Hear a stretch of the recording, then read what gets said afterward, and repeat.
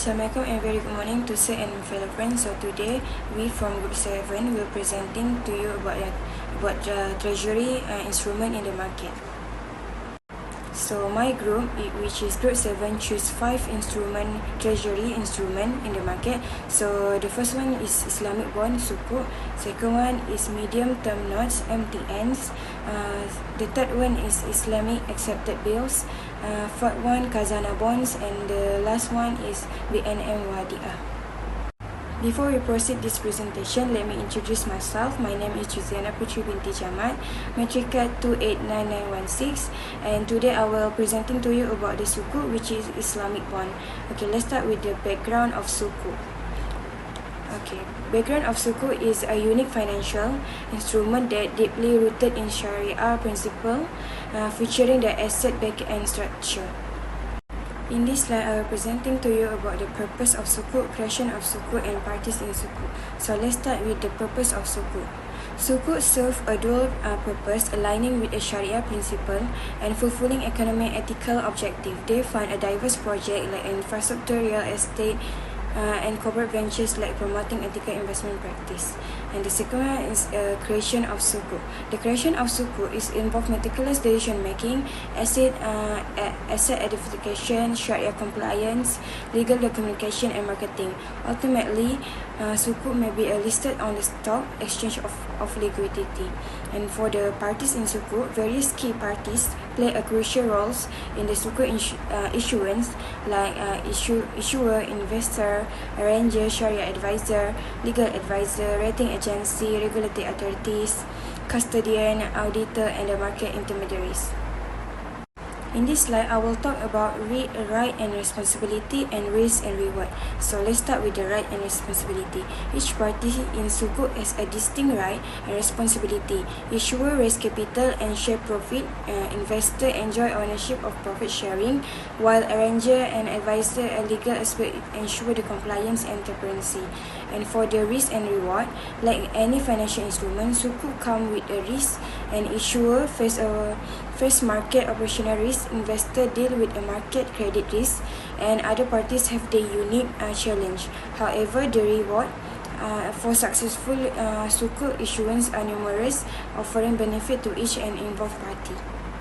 For sukuk pricing mechanism, sukuk pricing involve intricate factor including profit rate, benchmark rate, credit risk, and market condition, economic factor, and the specific structure of sukuk.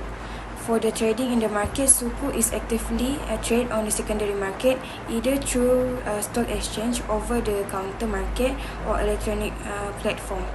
Brokers and financial institutions facilitate trades, ensuring adherence to Sharia principle and regulatory of oversight. Lastly, I will talk about sukuk in bank treasury and guidelines and regulation in sukuk. So banks strategically use sukuk in their treasury operation for asset management, liquidity management, collateral management, and capital structure, client offerings, and risk management, contributing to overall financial stability. And for the guidelines and regulation, sukuk issuance and trading adhere to guidelines and regulations set by the entities like Islamic Financial Service Board, IFSB, regulatory authorities, Sharia board, and international organization, ensuring consistency and best practice. That's all from me. I will pass to the next presenter. Hi, my name is Siti Nuralisa Jasmine Balkis binti Zainal Rizal, and my matrix number is 2X7830. I will explain about the medium term notes. So this medium term notes is a debt instrument with the maturities ranging in 2 or 10 years. It's enabled entities like corporations and governments to raise capital by issuing debt to investors.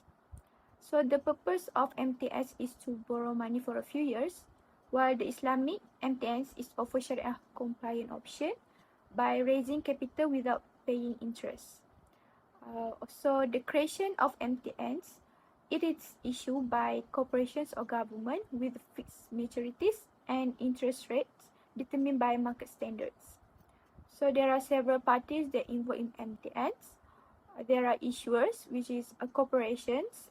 They will sell the notes to investors. Which provides funds and receive interest payments. We also have dealers. They will facilitate trading by selling or buying from their inventory. And lastly, we also have brokers. The brokers, it will connect buyers and sellers that will ensure a smoothly functioning markets. Next, about the rights of parties in the using of MTN's instruments. For issuers, they have the rights to allocate funds for specific purposes. For investors, they have the right to expect receiving fixed interest payments over the life of the notes. So what's the responsibilities of each parties? For issuers, they are responsible in the transparency throughout the trading process, disclosure requirements, and timely payments to investors. For investors, they need to diligence on creditworthiness and assess market conditions. For dealers or brokers, they will act as intermediaries to facilitate fair transactions. So there is also a risk for each parties. For issuers, the risk of interest rates fluctuations and broader market conditions. So it maybe influence the stability of its interest payment. For investors, the creditworthiness and market conditions is emphasized need for credit assessment. Meanwhile, they have a benefits to each parties. For investors, they benefits higher yields without an immediate need, which is a secure a specific yield over the investment's lifespan by providing a diverse range of investment options. For issuers, they will generate consistent cash flow, addressing financing needs promptly. So the beneficial for entities requiring funds for upcoming projects by allowing efficient capital raising at lower cost compared to issuing long-term notes. Next, about the pricing mechanisms for MTNs, it is typically featuring maturities of 5 to 10 years, is characterized by flexibility and negotiation. So how it is traded? MTNs are traded in the decentralized over-the-counter markets, facilitating direct negotiations between issuers and investors. So and does it have secondary markets?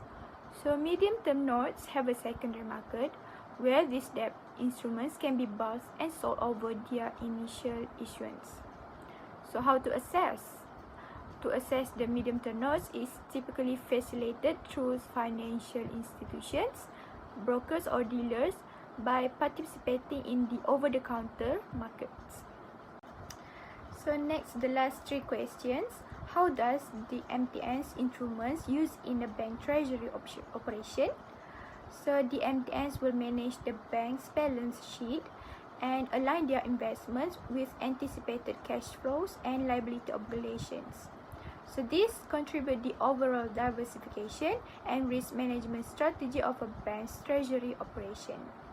Secondly, are there any official guidelines regulating this instrument? So MTNs it varies by jurisdiction.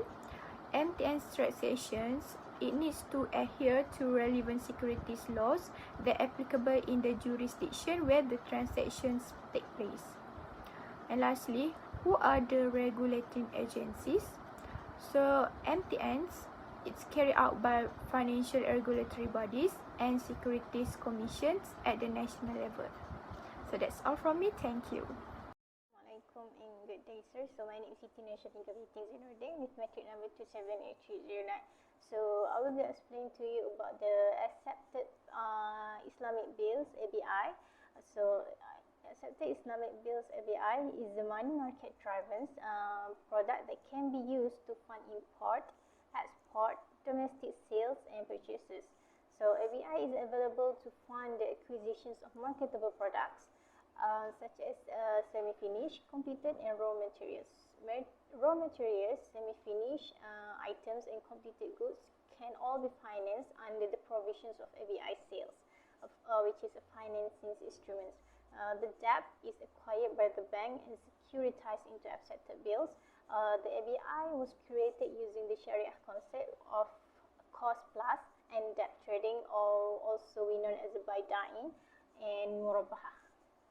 The next one is I will explain to you about the purpose, who and how it created, and the last one is the parties that involved in ABI. So in brief, the purpose of Islamic accepted bills ABI is to offer a financial instrument that complies with Sharia principles for use in trade finance, murabaha transactions, and short-term financing within the business sector. According to the principles of Islamic finance, they provide a respectable substitute for traditional financial products.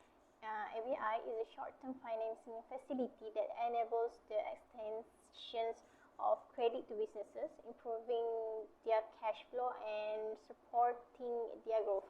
So, in order to facilitate Islamic finance support both local and international commerce, Bank Negara Malaysia (BNM) launched Islamic Accepted Bills (ABI) as a financing method in 1991.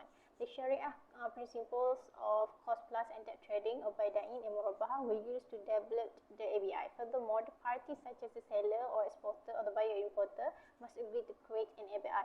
The conditions of the deals are described in this agreement, including the price of the goods and in the events of murabaha transactions and the profit margin. So the parties that involved in ABI are three parties, which is the first one, importer or purchasers, which is they require financing to purchase goods and commodities. The second one is bank, which is the party that accepts the bills of exchange and provides financing to the importer and purchaser. The bank also earns a profit based on the murabaha concept, which is cost plus profit sales. And the last one is seller or supplier. They sells the goods and commodities to the importer or purchasers. The next one I will be explaining to you about the rights and responsibility and risks and rewards to the parties that involved in ABI. So the importer purchases, the bank and the seller is the parties that involved in ABI. So each party has specific rights, responsibilities, risks and rewards that are associated with their involvement in ABI. So the first one is importer or purchasers. So their rights is to obtain financing for the purchase of goods and commodities through ABI, which can improve cash flow and support trade activities. For their responsibility, they have to pay the amounts of the maturity dates as agreed by the both parties. And their risk is they exposed to price fluctuations and market conditions for the purchased goods, which may lead to potential financial loss. So for their rewards, they have access to financing that enables the acquisitions of necessary inventory and the ability to manage cash flow effectively. So the second one is bank. So their rights is to earn a profit from the ABI transactions based on the murabaha concept, which is a cost plus profit sales. And their responsibility is to provide financing to the importer or purchaser based on the murabaha concept and ensure the adherence to Islamic finance principles. For their risk, they exposed to non-payment or default by the importer or purchasers at the maturity date of the ABI, which may lead to the potential financial losses for the bank. So their rewards, generation of revenue through the provisions of financing and the assurance of payments to the seller or supplier, which can be beneficial for the bank. For the seller, they have rights to sell goods and commodities to the importer or purchasers with the assurance of receiving payments at the maturity dates of the ABIs. Their responsibility is to deliver the goods and commodities to the importer or purchasers as per the terms of the transactions. Their risk is no payments or default by the importer or purchasers, which may lead to potential financial difficulties for the seller or supplier. And their rewards is assurance of payments for the goods and the opportunity to engage in trade activities in line with Islamic finance principles. Next one is I will explain to you about the pricing mechanisms and the trading market ABI involved. So the cost plus model of murabaha and buy-in serve as the foundations for the Islamic accepted bills ABI pricing systems. Additionally, market participants select the discount rate, which is the price at which ABI is sold under secondary market conditions. If the investor who got the ABI at a lower price decides to sell it to the bank at face value when it matures, they will profit from the price difference. A financial institution may purchase the debt from the buyer in the secondary market, and the delay price is often paid in installments. For the trading market, the secondary market is where ABI are traded, which create liquidity and lets banks provide competitive financing rate. The ABI is a price-driven money market instrument that can be used to fund export or domestic purchases. Regulatory bodies like Bank Negara Malaysia (BNM) have establishes precise regulations, including trading hours and procedures that apply to the trading or ABI in the secondary market. The ability to trade on secondary market increase ABI's liquidity, attracting investors and banks as the financing sources. I will explain to you about the ABI in Treasury Bank, their regulating guidelines, and the regulating agencies that involved with ABI. So ABI in Treasury Bank is served as an alternative working capital facility for financing the import and local purchase of raw materials and trading goods. Banks can utilize ABI as a short-term financing tool to control their liquidity situations. The ABI is a short-term financing facility that can be used to improve cash flow and manage working capital, making it a valuable tool in a bank's treasury operations. The next one is guideline regulating ABI. These guidelines outline the requirements and regulations related to ABI, ensuring that it is used in line with Islamic finance principles and in a manner that supports trade activities. Guidelines on acceptable bills ABI have been released by Bank Negara Malaysia.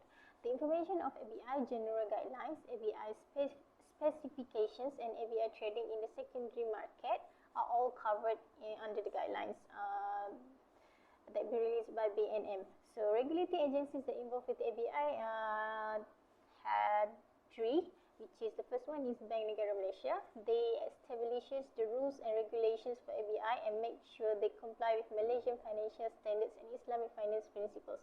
The second one is financial institution, which is they provide Islamic financing products, including Islamic banks and other licensed financial organizations, of giving clients access to ABI and making sure that they follow the rules established by BNM. The last one is money market dealers, which is they involve in the ABI secondary market trade, which enables investors to buy the instruments at a discount and then resell it to the bank at face value when it matures. That's all from me. Thank you so much. Khazanah Nasional Berhad is the Malaysian government sovereign wealth fund. Khazanah established on 3 September 1993 as a public company under Companies Act of 1965. Khazanah's primary goal is provide high long-term risk-adjusted return throughout their portfolio, their unique position in the nation. Additionally, Khazanah also manages and invests in government assets to promote Malaysia's long-term economic growth and development in different industries. Khazanah is completely controlled by the Malaysian government and acts as the country's sovereign wealth fund, and its ownership structure falls under the Ministry of Finance. Next, the Board of Directors is in charge of Khazanah's overall strategy, operation, and decision-making. This board made up people with diverse knowledge in business and finance. In addition, Khazanah employs investments professionals that studies and makes decisions on funds investment. Finally, Khazanah manages and oversees a number in government-linked companies which own a large investment and work to improve their performance and governance. The pricing mechanism under market conditions. Khazanah bond pricing is heavily influenced by market interest rate. The bond prices move inversely with changes in interest rate. In addition, the creditworthiness of the Khazanah has regarded by investors influence the credit spread over the risk-free rate. Next, under demand and supply, the level of the investor demand determines of the price of Khazanah bonds. Market liquidity the liquidity of the khazanah's bond in the secondary market might influence pricing, the time of maturity, the yield curve, which represent the connection between the time and bond yield, and time to maturity determine bond price. How the instrument traded. Khazanah issue bond in primary market using a bond auction or placement. Institutional investors, including bank, asset managers, and other financial organizations, participate in the primary market to purchase these newly issued bonds directly from Khazanah. Once the bonds are issued and held by the initial investors, they can be traded in the secondary market. The secondary market allow existing bondholders to sell their bond to other investors. This market operates on a variety of fixed income platforms, over-the-counter marketplace, and stock exchange depending on the bond unique qualities. Institutional investors, including the pension funds, insurance company, and hedge fund, play the important role in the secondary market for the bond issued by Khazanah. Individual investors also can access the secondary market through brokerage account. However, bond trading may be more prevalent among institutional investors due to the scale of typical bond transactions. The price of Khazanah bond in the secondary market is determined by the demand and supply dynamics, interest rate, credit spread, and other market variables. The bond prices are indicated as a percentage face value, and the yield interest rate on bond can fluctuate depending on the market condition. Bond trades are often conducted through broker-dealers by both institutional or individual investors. These middlemen facilitate bond buying and selling in the secondary market. Broker-dealers may also provide market-making service, which help to ensure the liquidity by quoting, bid, and asking prices for bonds. How to access this instrument? Khazanah's influence external server government-linked corporation (GLC) and strategic investment in Malaysia. Investors may consider investing publicly traded Malaysian companies, particularly those in which Khazanah owns a large share. Khazanah may issue bond or other debt instrument to fund its strategic ambition. Institutional or individual investors can purchase these bonds during primary market issuance or in the secondary market after they are listed and traded. Investors can obtain exposure to Khazanah indirectly by investing in Malaysia's financial markets such as the stock market, Bursa Malaysia, and the bond market. Some investment funds, particularly those focused on Malaysia or emerging countries, may make investment in enterprise impacted by Khazanah. Investors can consider fund and having exposure to Malaysian equities or fixed income instruments. How Khazanah used in bank treasury operation? Khazanah may issue bond or other debt instrument to fund its strategic ambition. Banks, particularly those with strong debt capital, market capabilities, and may underwrite this debt offering, allowing Khazanah to effectively access capital market. Bank with treasury operation may trade in fixed income securities issued by Khazanah. They may function as market makers, editing secondary market transactions involving Khazanah bonds. A bank with asset management division may manage its client investment portfolio, including owning Khazanah bonds. In this position, the bank treasury may actively treat and manage their bond holdings. Banks offer treasury management solutions to a variety of institutions, including sovereign wealth fund. This solution may comprise cash management, liquidity management, and risk management services to help Khazanah optimize its financial resources. Khazanah official guidelines. The Malaysian government issued an establishment order which found Khazanah National Berhad. This decree explained Khazanah objective, structure, and operation. It served a core document to guide Khazanah actions. Khazanah is subject to Malaysia Financial Management Act 1957, This statute includes provision of financial management such as borrowing and investing authority.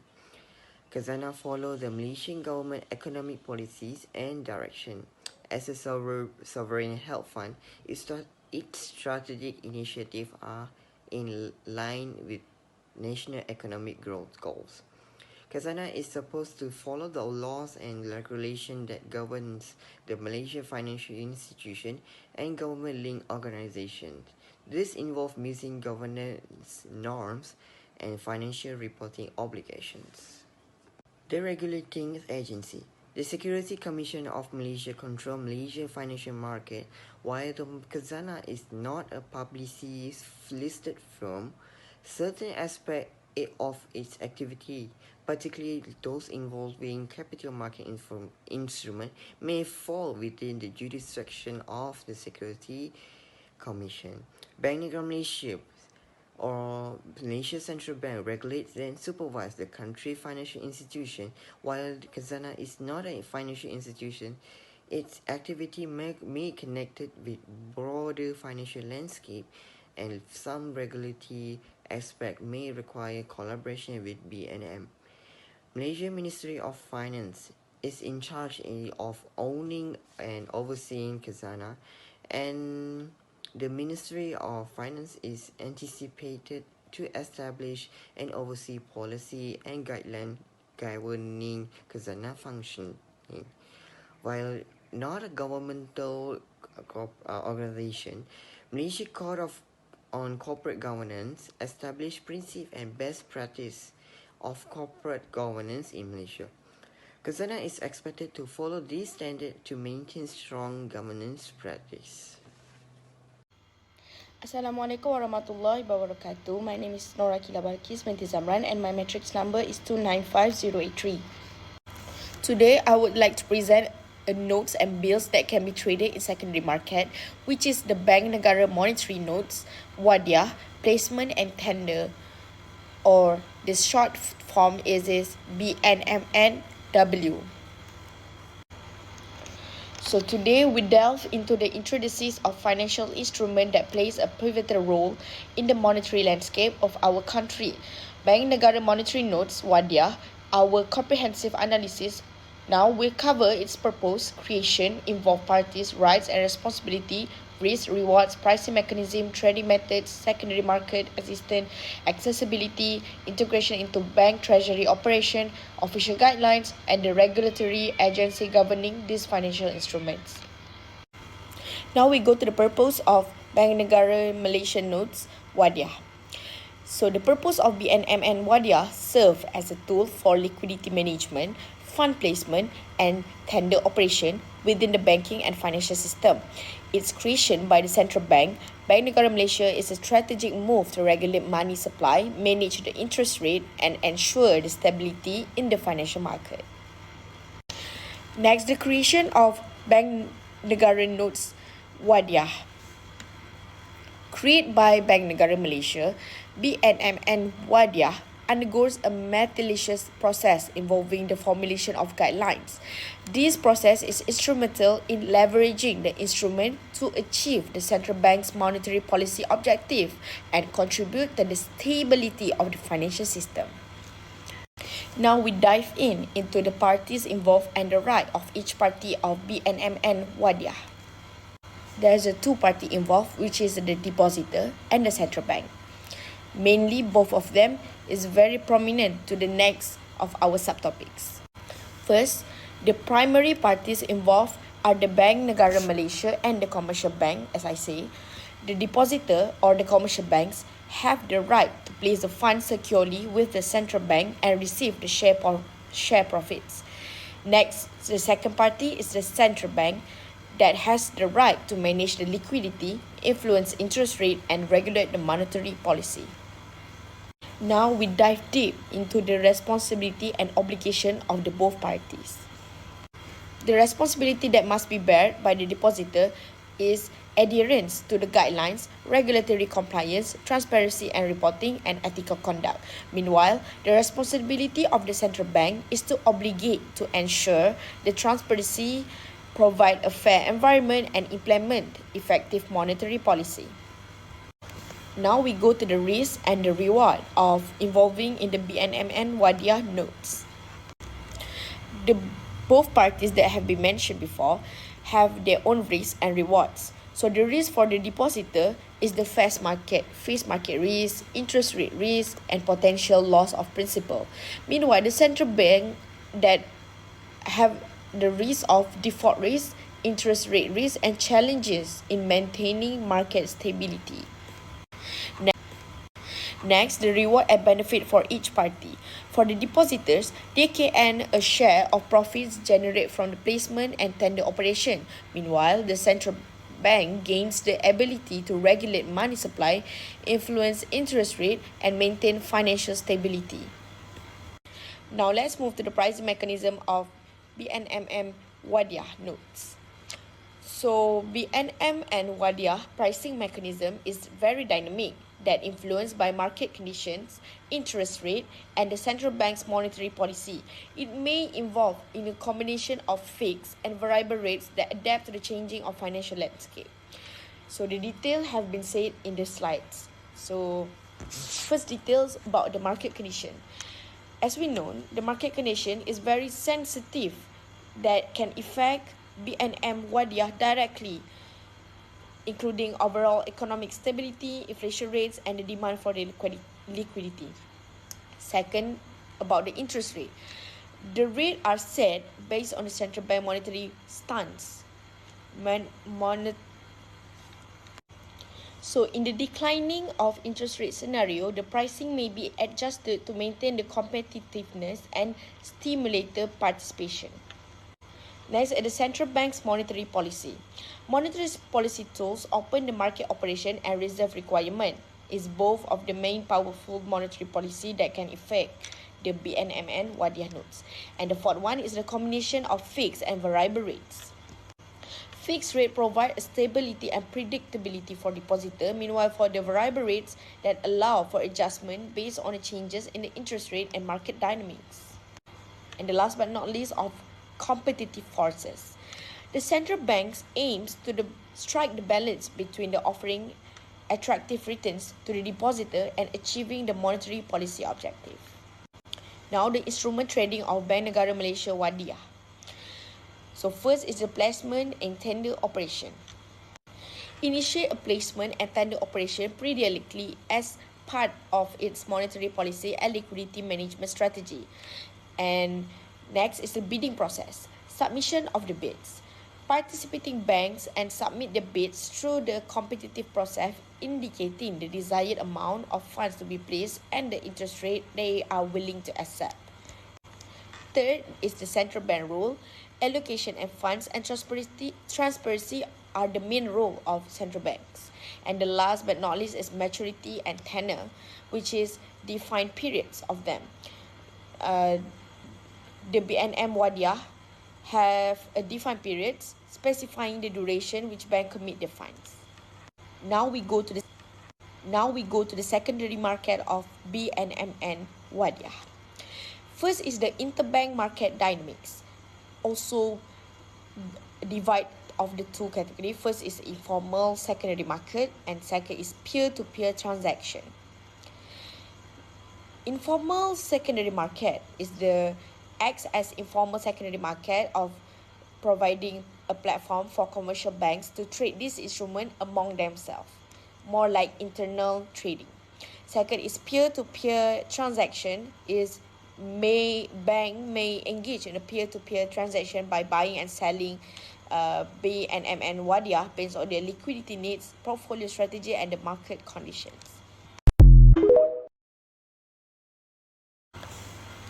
How one can access the BNMN Wadiah? Now let's dive into accessibility of BNMN Wadiah. First, the accessibility is limited to the commercial bank. The exclusive access is for the bank's entities because the participation is only limited to entities with a banking license. Second, the information exchange, which with a regular communication and the transparent information flow. This both is the exchange on how the accessibility of the BNM and Wadiah works. So the details about regular communication. So the participating banks engage in a regular communication with Bank Negara Malaysia that ensuring a clear understanding of guidelines, policy updates and any changes in any operational frameworks. Next is the transparent information flow. Is the central bank foster the transparent information flow to maintain a collaborative and informed relationship with participating banks. Now we go to the use of BNM and Wadiah in the bank treasury operation. First, the use of BNM Wadiah is for liquidity management. BNM and Wadiah offers a commercial bank a secure venue for placing funds and with the central banks, ensuring the safety and liquidity for the supply funds. Second is the influence on interest rate. Banks' bidding decision directly impact interest rate, providing a central bank with a tool to manage the overall liquidity and credit condition. Next, also the yield curve management, which is BNM Wadiah placement, contribute to the management of the yield curve, allowing banks to respond to the changes in the interest rate environment. And the last but not least, the use of BNM and Wadiah in treasury operation is because of the risk diversification. Mitigate the risk associated with the market fluctuation and credit exposure. Moreover, stability in portfolio performance is also a core reason of BNM Wadiah of risk diversification. Reinforcing confidence in the management of financial assets also is the main reason of the use in the bank treasury operation of BNM and Wadiah notes. Now, the official guidelines for BNM and Wadiah are issued by Bank Negara Malaysia, outlining the terms, conditions and procedures for the participation. There are 4 guidelines of BNM and Wadiah from the Bank Negara Malaysia. The first one is the issuance criteria. The central bank authorization, the guidelines specify the criteria for commercial bank to obtain authorization from Bank Negara Malaysia to participate in BNM Wadiah. The eligibility requirements is the banks are required to meet the specific eligibility criteria, including compliance with prudential standards, risk management practice, and ethical conduct. Second is the participation procedures, tender process. The guidelines details the procedure for participation in tender process, specifying how bank submits bid and the timeline for this operation. Also, binding requirements with the clear instruction are provided regarding information a bank must include in the bids, ensuring the transparent and competitive process. Third is reporting obligations. Transaction reporting, banks are required to adhere to reporting obligation outlined in the guidelines, providing the central bank with the timely, accurate information on their BNM and Wadiah transaction. Next is compliance audits, also added, which is the periodic audits may be stipulated to ensure banks compliant with the guidelines and the overall regulatory framework. The fourth one is the amendment procedures. Framework flexibility. The guidelines include provision for amendments of accommodate changes in market condition, financial regulation, or the central bank monetary policy. And not forget the consultation process. The consultation process may be outlined, allowing stakeholders to provide input before the changes are implemented. Now the part we go into is the regulatory agency of BNM Wadiah. Who is the regulatory? Let's dive in.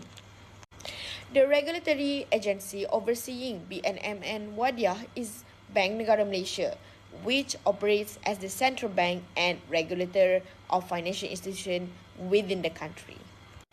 Second, a regulatory guidelines issued. The issuance and update of guidelines. Bank Negara Malaysia issue and update the official guidelines to the govern issuance, trading and use of BNM Wadiah. followed by alignment of regulatory objective. The guidelines of design to align with the regulatory objective of the central bank, promoting transparency, fairness, and effective risk management.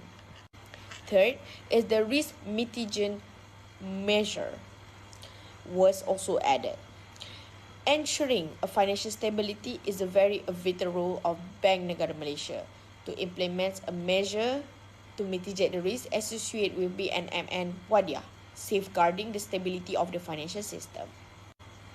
The fourth one is the communication on and collaboration by engaging with banks. Between the banks, Bank Negara Malaysia engaged in regular communication with the participating banks, providing clarification, guidance, and updates on regulatory matters related to BNMN Wadiah. Last but not least is the enforcement actions. Disciplinary measures were essential in the case of non-compliance or regulatory violations. Bank Negara Malaysia has the authority to take enforcement action, which may include penalties, sanctions, or other disciplinary measures. Then deterrence and accountability also. Enforcement action serve as a deterrence, reinforcing the accountability of financial institutions and fostering a culture of regulatory compliance. And that's it from me. Thank you for listening. Assalamualaikum.